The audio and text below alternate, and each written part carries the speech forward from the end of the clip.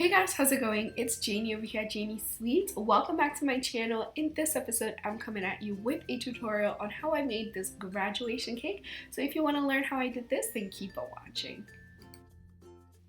I am starting out with an 8-inch vanilla cake, the recipe for which will be linked below, and I am going to fill it and ice it with my easy meringue buttercream. I also have a video on how I made this, so I will link that for you guys. Now, in between the two layers, I am using some Goya dulce de leche. It's kind of like a milk caramel filling because that's what my friend wanted. So I am going to just go ahead and continue crumb coating the cake and ice it with my buttercream.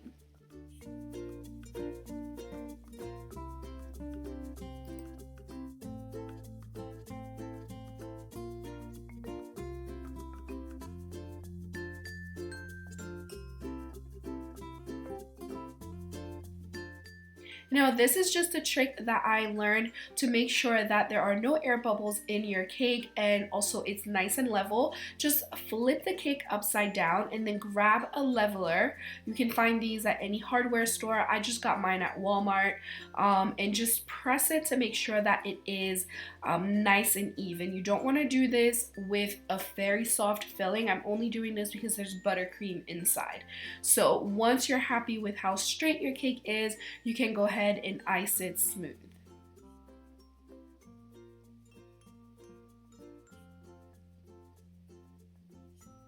I also like to write what the cake is because especially that week I was making a whole bunch of cakes. So I just took a Sharpie and just wrote on top of it grad. So once I was done, I'm just gonna go ahead and place it to the side in the refrigerator overnight. Now the next day, I'm just gonna grab it, flip it right side up, and then remove it, and no one was the wiser. Now you wanna make sure that it is completely chilled in the refrigerator before you remove that top parchment paper, because otherwise the icing is just gonna stick to it. So go ahead and add a little bit more icing and use your bench scraper to make sure that everything is nice and smooth.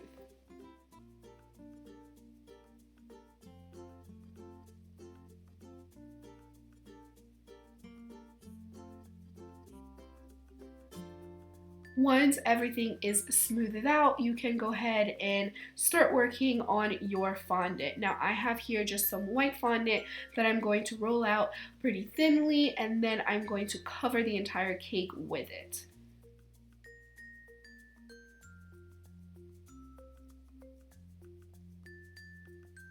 Now this is always the scary part for me. I absolutely hate covering cakes in fondant.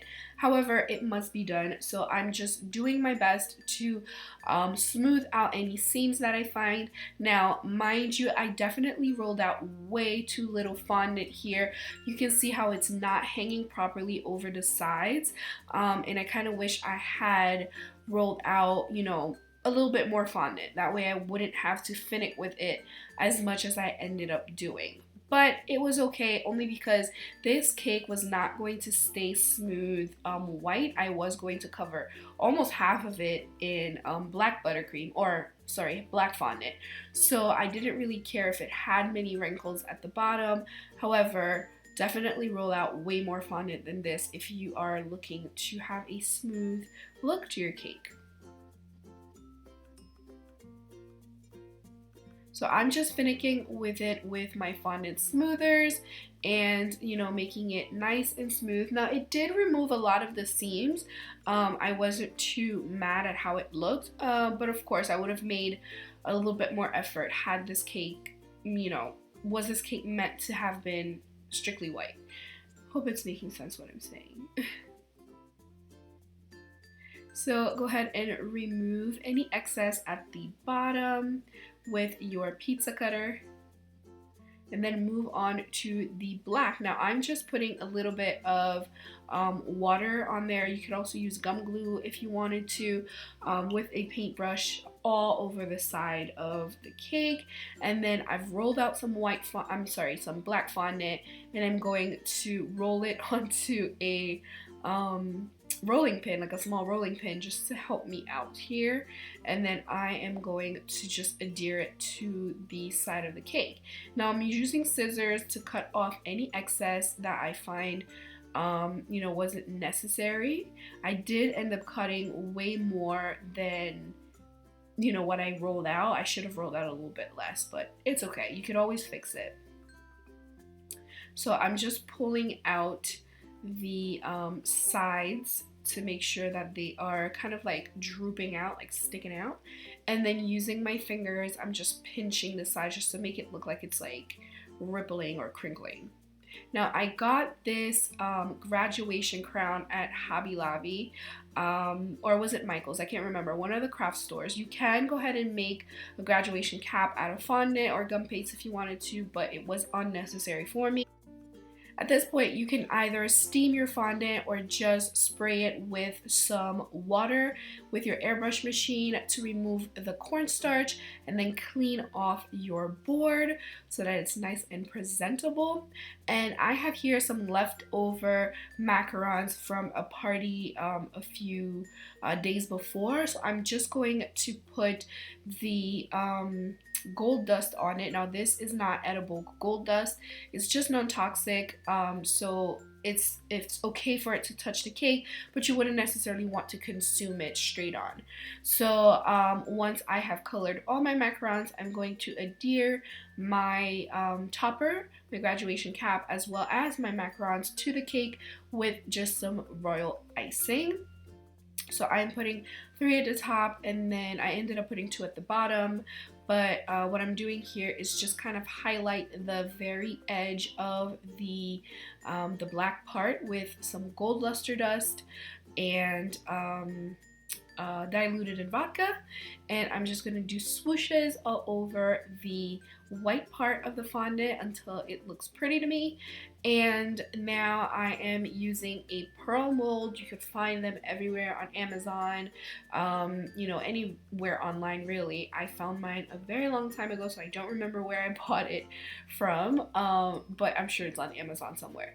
So just go ahead and create your pearl molds, and then or create your pearls out of fondant, and then adhere it to the bottom of the cake. Now I didn't have to put any gum glue because the cake was still tacky, from the water that I sprayed all over it. So once your pearl are all over the cake, you can go ahead and highlight it again with the gold dust, and then once you're happy with it, go ahead and add a little bit more cascading from the topper, just to add a little bit more interest. So just go ahead and cut it to size and then make it fit.